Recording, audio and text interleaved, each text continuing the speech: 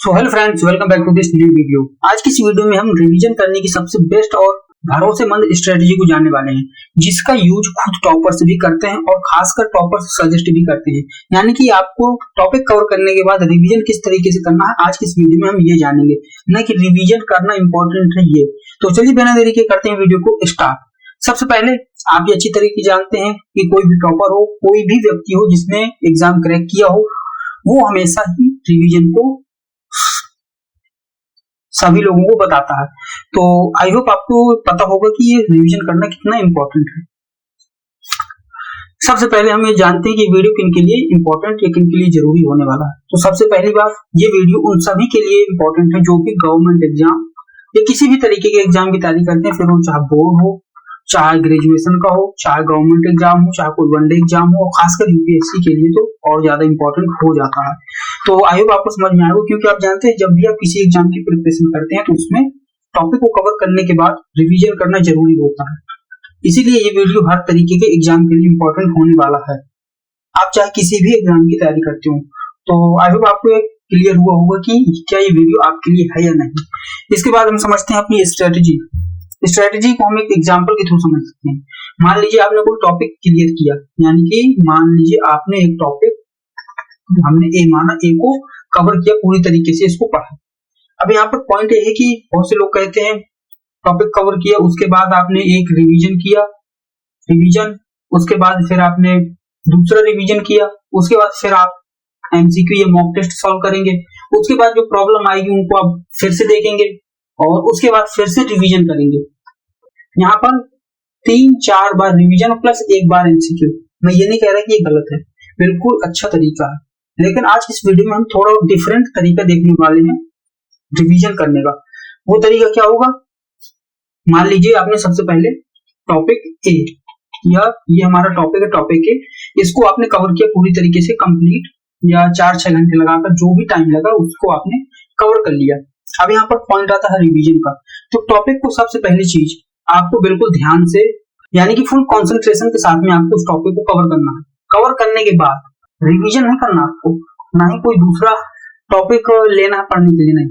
Cover किया, cover करने के बाद तुरंत आप एमसीक्यू पर जाएंगे, एमसीक्यू सॉल्व करेंगे। अब आप कहेंगे कि ऐसा क्यों, ऐसा करने से क्या होगा? सबसे पहले मैं आपको बताता हूँ। मान लीजिए आपने कोई टॉपिक कवर किया, कवर करने के बाद आप डायरेक्ट एमसीक्यू पर गए, तो आपको ऐसा करने से, जब आप ऐसा करेंगे तो आप देखेंगे कि आपने जिस टॉपिक को पढ़ा, आपने कितनी गहराई से उसको समझा। एमसीक्यू सॉल्व करने से डायरेक्ट आपको पहली ही बार में एमसीक्यू सॉल्व करने से पता चल जाएगा कि आपकी अंडरस्टैंडिंग कितनी है, आप एक टॉपिक को कवर करके कितनी चीजें याद रख सकते हैं उससे। पहली चीज ये हुई। अब यहाँ पर ऐसा तो है नहीं कि आपने एक बार किया पूरी चीजें याद हो गई, बिल्कुल नहीं। तो अब यहाँ पर जो भी क्वेश्चंस गलत होते हैं उन क्वेश्चंस को आप पढ़ेंगे, पढ़ने के बाद उनको अपने ध्यान में रखेंगे और फिर जाकर रिवीजन करेंगे टॉपिक का। तो आप देखेंगे जब आप टॉपिक का रिवीजन करेंगे तो जैसे ही वो क्वेश्चन से रिलेटेड कोई चीज आपके माइंड के सामने, सॉरी आंख के सामने से गुजरेगी, आप उसको पढ़ेंगे तो आपके दिमाग में तुरंत वो क्वेश्चन रिकॉल होगा।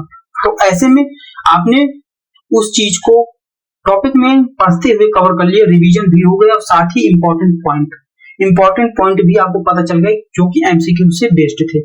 यानी कि एमसीक्यू में जो क्वेश्चंस वही पूछे जाते हैं जो इंपॉर्टेंट है, और इंपॉर्टेंट है वही चीज आपने टॉपिक में पढ़ी जो कि आपको केवल 2 बार पढ़ने पर ही याद हो गई। अब इसमें आपको करना किस तरीके से, ये मैं आपको बताता हूँ। सबसे पहले आपने एक प्लेन पेपर लिया और बीच से उसको प्रॉपरली 2 बराबर भागों में डिवाइड करके आप छोटा बड़ा भी बना सकते हैं। ये तब काम करेगा जब आप टॉपिक को पूरी तरीके से कवर कर लेंगे। Topic cover done. जब आप टॉपिक कवर कर लेंगे, जब एमसीक्यू सॉल्व करेंगे तब के लिए ये मैं बता रहा हूँ। सबसे पहले टॉपिक कवर करते ही आपने जो एमसीक्यू सॉल्व किए, एमसीक्यू और ये एमसीक्यू, ये हम कह सकते हैं आफ्टर और ये हम कह सकते हैं बिफोर। तो ये जो हमारे एमसीक्यू रहेंगे ये टॉपिक कवर करने, रिवीजन करने के पहले, ये हमारे रिवीजन करने के पहले हम सॉल्व करेंगे और ये रिवीजन करने के बाद।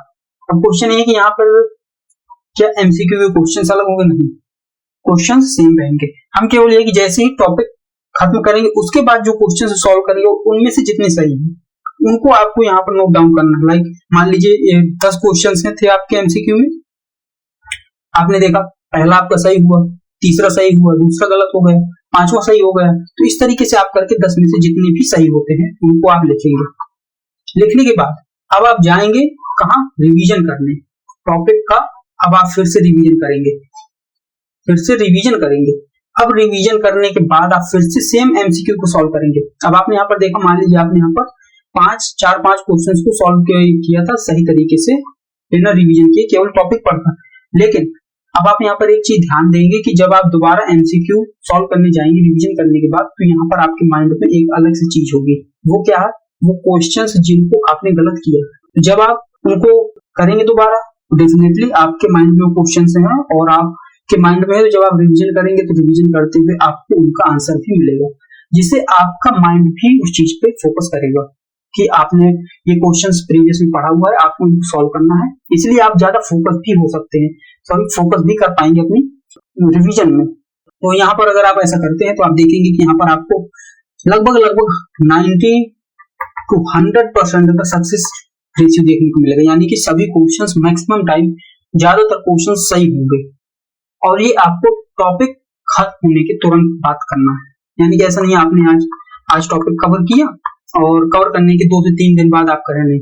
टॉपिक अगर आपने आज कवर किया और आपको आज टाइम नहीं प्रॉपर, तो आप तुरंत कल जाकर इसका रिवीजन करिए। ज्यादा टाइम नहीं लगेगा, मात्र 10 से 15 से 20 मिनट लगेंगे। अगर आप ऐसा करते हैं तो आप ये समझिए 20 मिनट दे करके आप एक तरीके से लगभग 70 से 80% चीजें अपने माइंड में फिर से रिकॉल कर पाएंगे, यानी कि आपके माइंड में पूरी तरीके से वो चीजें बैठ जाएंगी। सो आई होप आपको समझ में आया होगा। तो ये स्ट्रेटेजी आपको कैसी लगी, सबसे पहले इसके बारे में आपको कमेंट में लिखकर बताना है। और अगर आपको वीडियो पसंद आया तो वीडियो को लाइक करिएगा।